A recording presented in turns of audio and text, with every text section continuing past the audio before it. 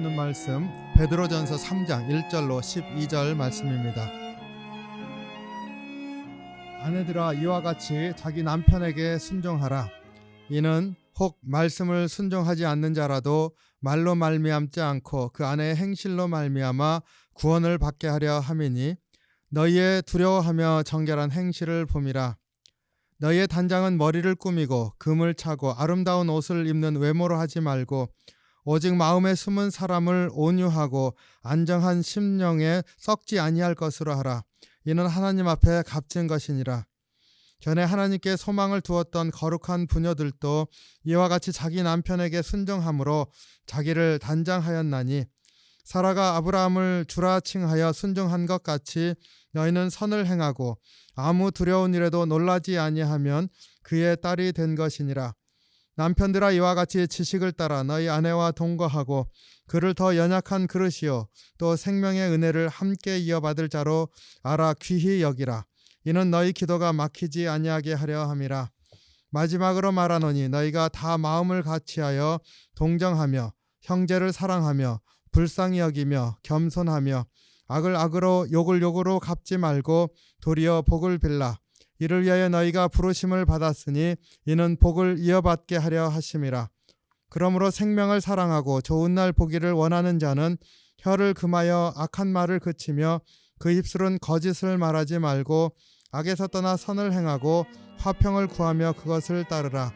주의 눈은 의인을 향하시고 그의 귀는 의인의 간구에 기울이시되 주의 얼굴은 악행하는 자들을 대하시느니라 하였느니라. 아멘. 사랑이 많으신 주님, 주의 은혜와 사랑에 감사합니다. 우리의 심령 가운데 또 오늘 또 주의 말씀을 심어주셔서 오늘 하루가 주 안에서 새날이 되게 하시고 무엇보다 주님을 사모하는 심령으로 서는 귀한 하루가 될 수 있도록 인도해 주시옵소서.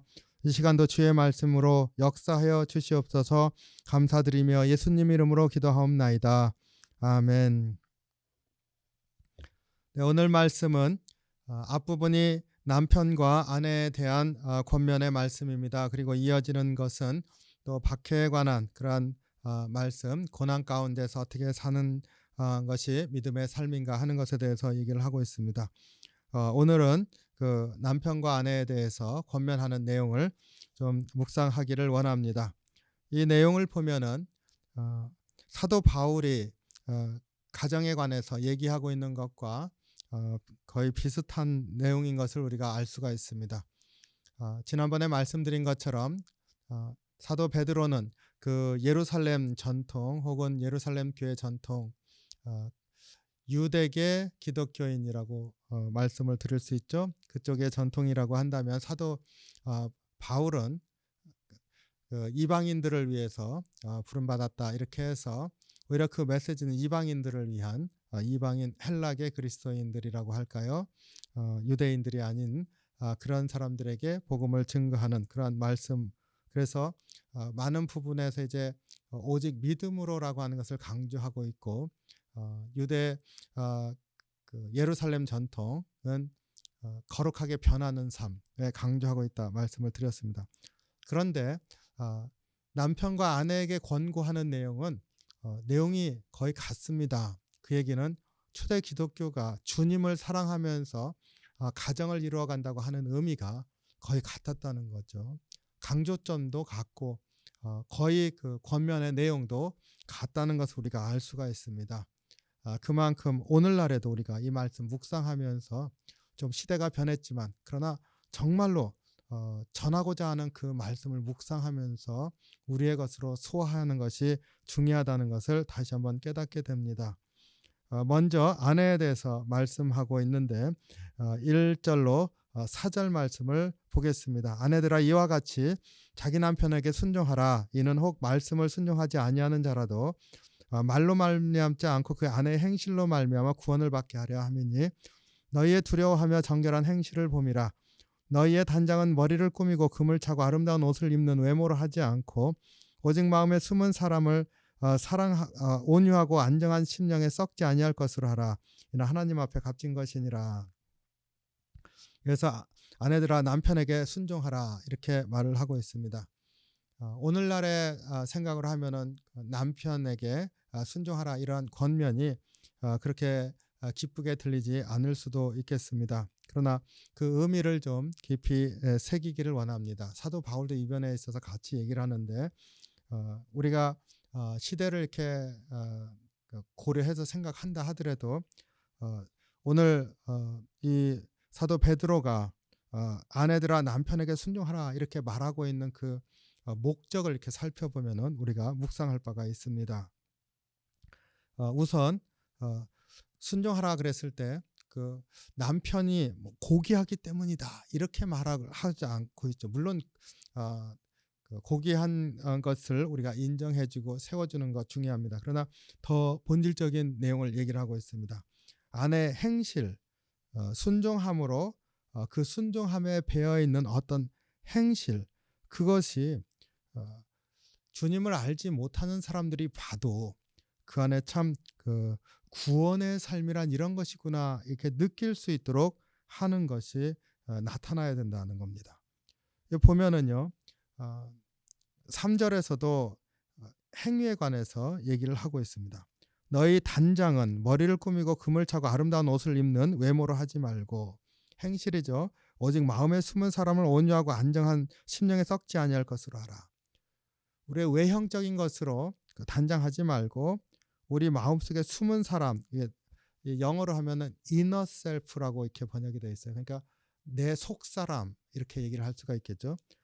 내 안에 숨어 있는 사람, 내 진짜 모습, 그것이 온유하고 또 썩지 아니할 것으로 하라 이렇게 권면을 하고 있습니다. 그러니까 어찌 보면은 외형적으로 나타나는 게 행실이라고 했을 때 순종하라 하는 것은 외형적인 순종을 하라 이것을 말하고 있지 않다는 것을 우리가 알 수가 있습니다. 물론 외형적으로 순종하는 것으로 나타나지만, 그러나 권면하는 그 목적은 이 내면에 있는 그 심성이, 내 속사람이 정말로 온유하고 그 썩지 아니할 것으로 단장하여지는, 그리고 내 속사람이 정말로 구원을 사모하는 삶으로 충만해지는, 그러니까 그 순종하는 삶 이렇게 받아주는 그러한 삶 가운데 바로 그러한 것이 드러남으로 말미암아 믿지 않는 사람도 그 안의 행실을 보면서 구원을 알게 하라 이렇게 얘기를 하고 있습니다.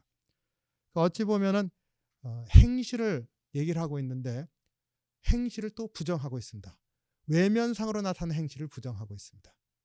그 행실은 그냥 외형적으로 나타나는 행실이 아니라 내 속사람이 구원에 충만하고 내 속사람이 그 온유함과 썩지 아니할 것으로 단장이 되어 있기 때문에 나타나는, 그래서 외형적으로 그 속의 것이 드러남으로 나타나는 그런 외형, 그것을 얘기를 하고 있는 거죠. 그러니까 사도 베드로는 우리가 믿음 안에서 거룩하게 변하는 것을 강조한다 했습니다. 예루살렘 전통이라고 했죠. 예루살렘 교회 전통. 그래서 내 속사람이 거룩하게 되어지는 것, 구약의 거룩한 하나님이 거룩하시니 하나님 백성도 내가 거룩하니 너희도 거룩하라 라고 말한 그런 거룩함에서 얘기하는 율법적인 것이 아니라 하나님도 거룩하라고 하는 것이 예수님 안에서 나타난 것, 사랑과 믿음으로 온전해지는 그런 거룩함이라 우리가 앞에서 나눴습니다. 바로 그것이 배어 있어서 나타나는 행실, 그것이 이제 그 순종이라고 하는 것으로 나타났다는 겁니다.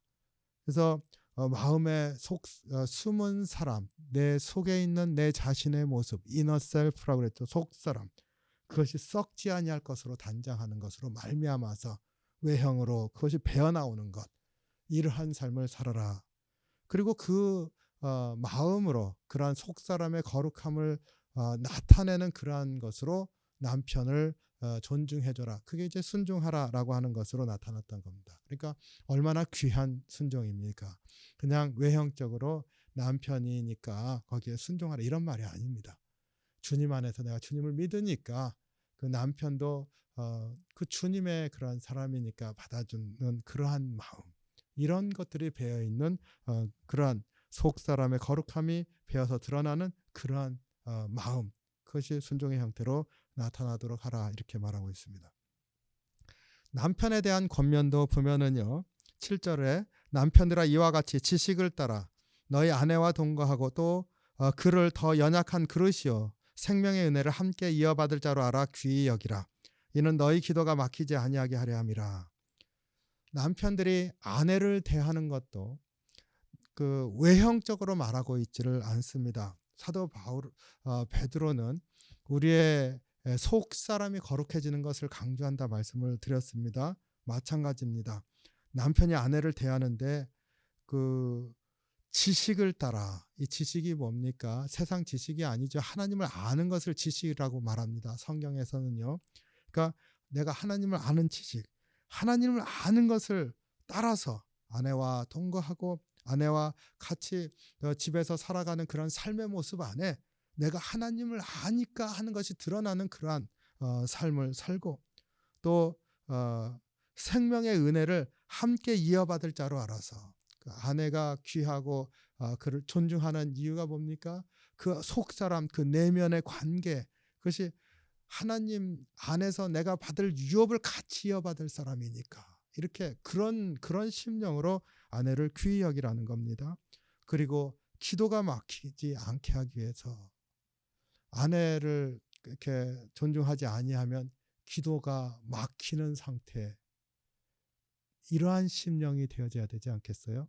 바로 그러한 거죠. 그러니까 이 속사람 내면 남편 역시도 그러한 믿음 안에서 거룩하게 변화된 그러한 심령과 그러한 심령이 우러나면서 대하는 아내에 대한 그러한 마음을 가지도록 이렇게 권면을 하고 있습니다.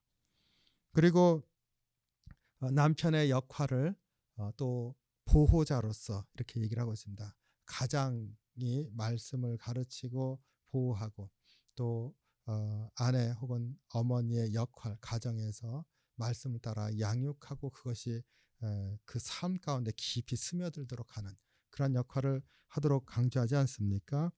그래서 보호자로서 얘기를 하고 있는데 육적으로는 연약한 그릇이라 아내를 그렇게 표현을 하고 있고 또 영적으로는 그 생명을 함께 이어갈, 생명의 축복을 같이 이어갈 이기 때문에 존귀하게 여기라 이렇게 얘기를 하고 있습니다. 그런데 아까 말씀드린 것처럼 육적으로 연약한 그릇이다, 그것을 보호하는 자다, 행위가 그렇게 나타나지만 그 일이 일어나는 이유는 무엇입니까? 아내들로 남편에게 순종하라 했을 때 그 일이 일어나는 것과 마찬가지 이유입니다. 그 속사람이 거룩하기 때문에, 속사람이 주님 안에서 믿음으로 살기 때문에 바로 그러한 마음을 가지고 남편도 아내를 귀히 여기려고 했을 때 연약한 그릇으로 여기고 존귀하게 나와 함께 주님의 생명의 유업을 이어갈 자로 이렇게 여기면서 살아가라는 것이죠. 이것이 우리 믿는 사람들의 가정에 일어나야 할 것이라 이렇게 권면한 이 말씀을 깊이 묵상하시면서 또 오늘 하루 가정도 돌아보고 우리 부족한 것들이 많이 있지 않습니까? 이 부족함 안에서도 다시 한번 이 말씀에 비추어서 남편은 아내를 돌아보고 아내는 또 남편을 돌아보는 그런 귀한 하루가 되시기를 주님의 이름으로 축원합니다. 기도하겠습니다. 사랑이 많으신 주님, 주님의 은혜와 사랑에 감사와 찬양을 드립니다. 저희를 붙잡아 주셔서 우리 가정이 참으로 주님의 유업을 이을 자요, 주님 믿음 안에서 그리고 사랑 안에서 참으로 주님께서 주신 축복의 가정이 될 수 있도록 도와주시길 원합니다. 저희들이 남편으로서 아내로서 참 부족한 것들이 많이 있습니다. 주님 또 용서하시고 우리의 심령 가운데 서로를 믿음 안에서 아끼고 믿음 안에서 존중하며 세워주는 그러한 우리의 삶이 될 수 있게 도우시고, 주님 또 이렇게 돌아보면 우리 성도님들 중에 남편을 혹은 아내를 먼저 주님 품에 이렇게 보내드린 그러한 가정들도 많이 있습니다. 참으로 주님 안에서 우리가 또 다시 만나는 그러한 관계를 생각할 때 내가 우리의 심령 속사람이 믿음 안에서 거룩하여짐으로 말미암아 또 만났을 때 부끄럽지 않은 그런 삶을 또 세워갈 수 있는 우리 가정들도 될 수 있도록 도우시길 원합니다. 주님, 저희들 정말 연약한 것들 많이 있지만은 주님께서 또 하루 새 힘을 주시옵소서. 그래서 주님 바라보면서 오늘 하루도 새 날로 귀하게 살아갈 수 있도록 인도해 주시옵소서. 어려움 가운데 축복하실 줄 믿고 감사드리며 예수님 이름으로 기도하옵나이다. 아멘.